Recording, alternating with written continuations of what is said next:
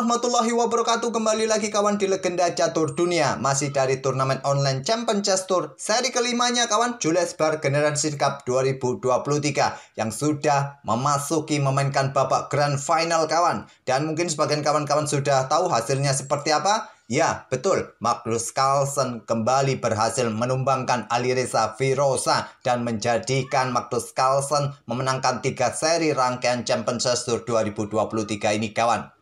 Kemarin malam, Magnus Carlsen mengalahkan Alireza Firoza lewat permainan Armageddon. Jika di partai final babak sebelumnya Magnus Carlsen unggul 3-0 tanpa balas, kemarin malam Alireza Firoza sempat membalas pada game keempat. 2 game pertama berakhir remis, kemudian game ketiga Magnus Carlsen menang dibalas Alireza Firoza pada game keempat. Yang sebetulnya cukup seru kawan, tapi sangat panjang gamenya pada game keempat. Berakhir di langkah ke 130-an.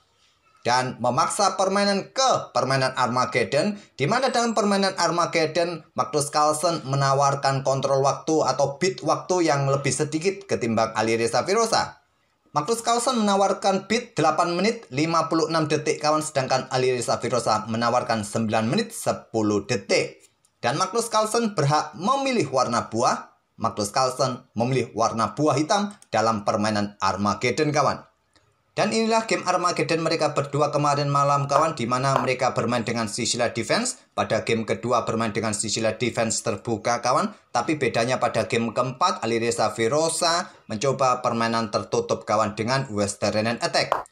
Kuda F3, pion E6, dan game kedua Sicily terbuka dengan pion D4. Tapi game keempat mencoba dengan Western Attack dan dicoba oleh Alireza Firoza kembali di permainan Armageddon ini kawan, pion B3. Cuma bedanya pada game keempat, di sini Magnus Carlsen langsung dobrak petak pusat kawan dengan pion D5 dan gajah diluncurkan oleh Alireza, diblokade oleh gajah, baku hantam di sini diambil balik oleh kuda, baku hantam di sini kawan, dan di sini Alireza rokade pada game keempat kawan.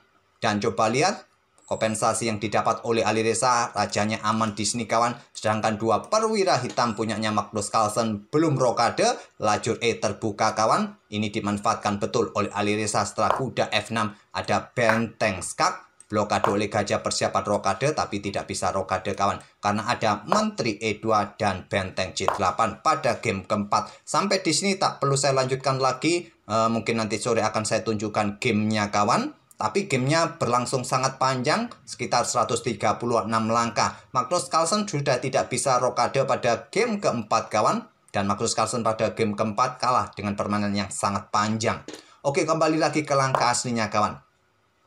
Oleh karena itu, Carlsen di sini bermain dengan pion A6, kontrol petak B5 terlebih dahulu, mencegah gajah B5.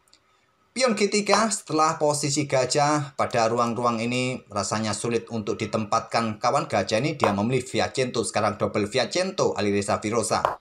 Pion D5 diterima, baku hantam di petak D5 dan Magnus Carlsen membuka lajur E dengan kontrol yang solid untuk mengimbangi 2 pion putih ini kawan di sentral. Sekarang posisi pion cukup simetris. Gajah G2, kuda F6, rokade, gajah E7, dan sekarang dobrak petak pusat menantang pertukaran, ditolak dengan rokade oleh Magnus Carlsen, segera mengamankan raja, melanjutkan pengembangan kawan. Sekali lagi kawan, Magnus Carlsen ini terbilang ngepur waktu. Jadi Magnus Carlsen sebisa mungkin untuk melakukan pembukaan yang solid, melakukan pengembangan perwira yang lebih cepat untuk menghemat waktu di tahap pembukaan kawan, untuk mensolidkan pertahanan. Sekali lagi kawan, saat pegang hitam di permainan Armageddon, Magnus Carlsen hanya butuh hasil remis saja untuk memenangkan kejuaraan ini. Kuda C3, kuda C6, ada kuda A4, tekan pion yang di sini memaksa Carlsen bertukar langsung. Setelah diambil balik oleh kuda, di sini gajah G4. Magnus Carlsen sementara punya pion terpisah di lajur pusat kawan. Kalau ada kesempatan pion ini diadu atau dipertahankan, diadu dengan pion C nanti agar terjadi keseimbangan jumlah pion di sisi kiri papan ini. Di sini kawan, blokade dengan kuda E2, langkah yang terbilang kurang bagus kawan. Di sini ada kesempatan juga dengan langkah pertukaran kawan. Kuda pukul kuda dengan tempo sama-sama memberikan ancaman bagi menteri masing-masing. Jadi diambil oleh pion B, menteri bisa bergerak naik ke petak D4, saran dari Stockfish. Tapi memilih kuda ke E2, benteng E8, persiapan memberikan tekanan pada kuda E2 nanti kawan. Dan di sini untuk mencegah tekanan dari gajah ini kawan, disusul nanti dibuka lajur E, pion H3 saran dari Stockfish, gajah mundur dikejar dengan pion G4 untuk blokade pimpinan terhadap kuda.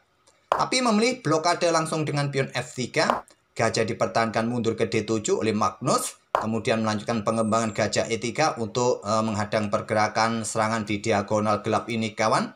Di sini ada pion B5 usir kuda, kuda kembali ke C3 dan benteng C8. Lanjut Magnus untuk menekan lajur C di sini kawan. Kemudian ada gajah ditarik mundur ke F2 untuk menghindari tempo dari serangan benteng yang akan dibuka nanti. Apakah nanti gajah juga mencoba menekan kuda ataupun ke petak A3, bersembunyi di petak B2, serang benteng, serang kuda dengan dukungan benteng di lajur C kawan. Gajah A3 lanjut Magnus, benteng B1 mencegah pergerakan gajah yang ingin menusuknya, dan di sini gajah bergerak ke petak F5 untuk berikan dukungan nanti bagi kuda kawan. Buka lajur C, tekan pion yang ada di petak C2 merupakan saran dari Stockfish. Tapi Carlsen memilih dengan kudanya terlebih dahulu, lompat ke B4, tekan kuda C3 bersama benteng, tekan pion, baru nanti disusul gajah. Itulah rencana Magnus kawan. Di sini benteng E1, balasan dari Alireza, langkah blunder. Sulit kawan untuk mencari langkah yang bagus pada posisi ini. Kalau mungkin dalam kontrol waktu yang normal permanen klasik, pion G4 ini salah satu opsi yang bagus untuk didorong lagi, kejar kuda, ataupun juga untuk nanti dukungan bagi pion hanya kawan. Berikan ruang juga bagi gajah, reposisi pada diagonal ini kawan. Memilih dengan langkah benteng E1 pilihan Alireza Firoza. Dan pion D4 bisa didorong dilepas oleh Magnus Carlsen. Carlsen memilih dengan pion H5.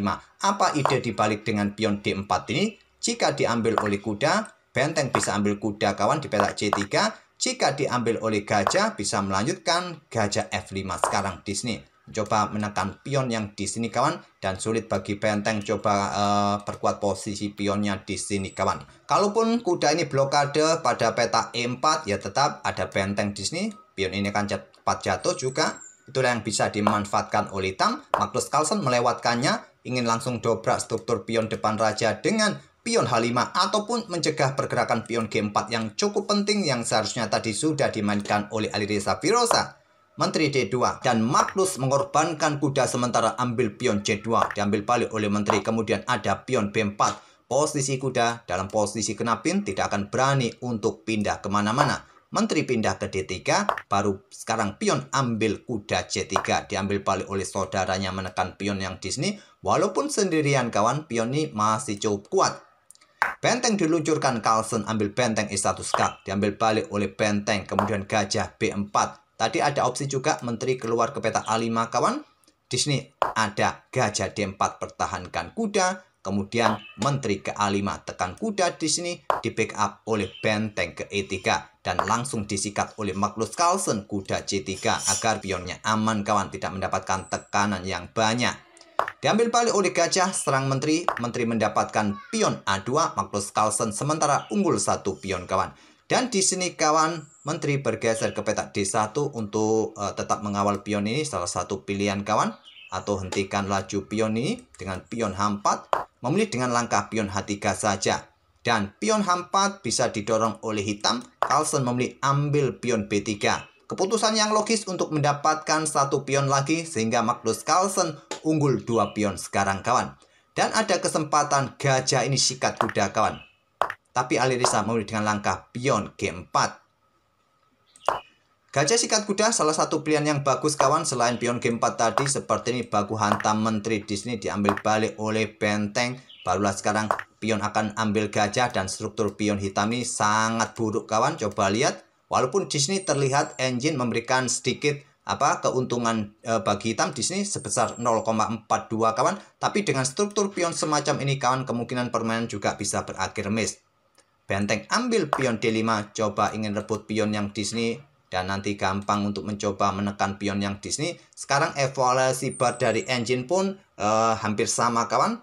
Dalam kacamata manusia ini sudah dalam posisi remis. Ya remisnya seperti ini, kalau hitam mau remis, benteng akan melakukan skak kawan. Raja bergeser ke sini, bisa diikuti dengan gajah B5, mencoba ke sini nanti dikunci posisi raja bersama gajah kawan. Mungkin benteng akan ambil pion H5 ini, dan sini benteng bisa bergerak, nanti bisa disusul dengan gajah. Ini memaksa raja akan bergeser ke G1, skak terus kawan. sampai mundar-mandir raja bisa berakhir remis. Memilih dengan pion G4 Alireza dan menteri ke C4 menantang pertukaran, ditolak menteri mundur ke D2 dan di sini menteri ke C5 saran dari Stockfish memilih dorong pion D4 langkah blunder dan langsung disikat oleh gajah. Maksud dari Magnus Carlsen adalah memaksa untuk pertukaran menteri kawan skak di petak C1 setelah diberikan jalan oleh gajah tadi.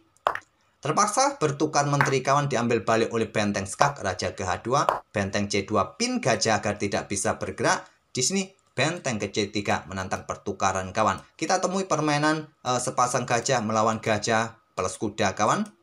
Sebetulnya posisi putih dengan sepasang gajah ini masih cukup bagus. Cuma Magnus Carlsen ini punya satu pion bebas di lajur A ini atau di sisi kiri.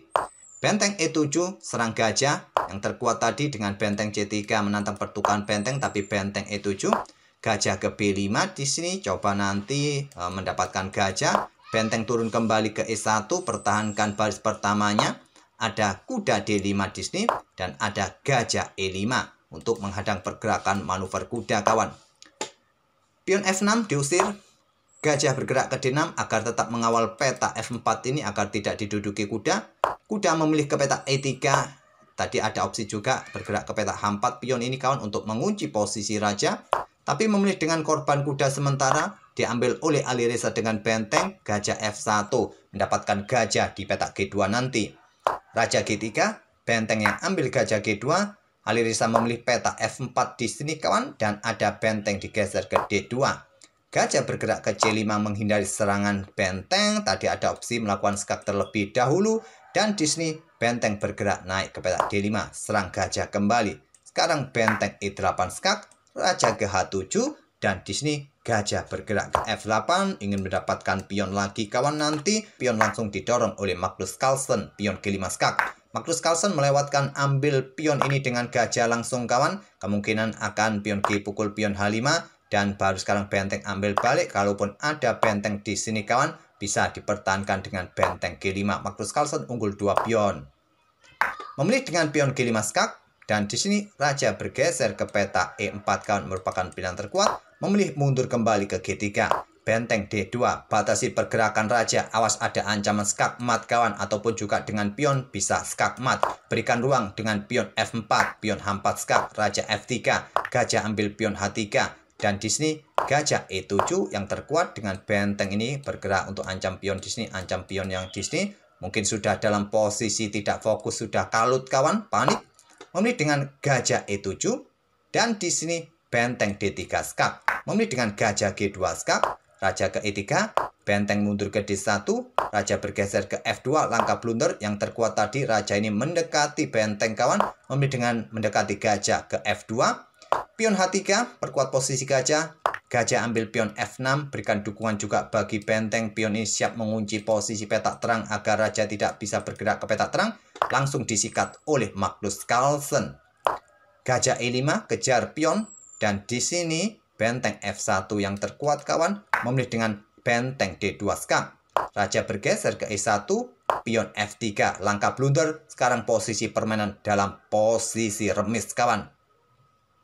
Benteng E7 skak. Yang terkuat tadi bagi hitam adalah benteng ini digeser saja kawan. Tapi memilih dengan langkah pion F3 dan benteng E7 skak. Raja G8, raja ambil benteng di sini kawan. Dan di sini ada pion F2. Lanjut Magnus Carlsen segera promosikan pion. Masih dalam posisi remis. Jika putih tahu cara mengantisipasi pion ini supaya tidak bisa promosi kawan. Alireza dorong pion langkah blunder yang terkuat dengan benteng G7 skak terlebih dahulu. Raja bergeser kawan agar tidak kena windmill seperti ini, bahaya kalau seperti ini kawan. Benteng F7, pion ini jatuh dan putih bisa menang. Oleh karena itu saat ada benteng bergerak ke petak G7, bergerak ke petak F8. Nah di sini benteng kawan turun ke petak G5. Kalau pion ini dipromosikan, maka benteng skak setelah raja bergeser atau disikat oleh menteri, diambil balik oleh pion. Memang terlihat hitam unggul satu pion kawan dalam permainan gajah yang berlainan warna. Masih mempunyai kesempatan untuk remis. Kembali lagi ke langkah aslinya, blunder dengan langkah pion G5. Di sini pion dipromosikan kawan. Pion G6, menteri F2 skak, raja D3 setelah menteri ke F5 skak ini. Alireza Firoza menyerah di langkah ke-56 dan Magnus Carlsen keluar sebagai juara event kelima dari rangkaian Champion Chess Tour Jules Baer Generation Cup 2023 ini kawan. Oke, semoga permainan dari kedua pemain bisa menghibur kalian dan sekali lagi selamat buat Magnus Carlsen, the best lah buat Magnus Carlsen ini. Beberapa bulan terakhir ini dalam permainan cepat ataupun permainan klasik, Magnus Carlsen ini masih haus gelar juara kawan. Kita tunggu saja event-event berikutnya yang diikuti oleh Magnus Carlsen. Dan terima kasih sudah mampir tiap hari kawan. Wassalamualaikum warahmatullahi wabarakatuh.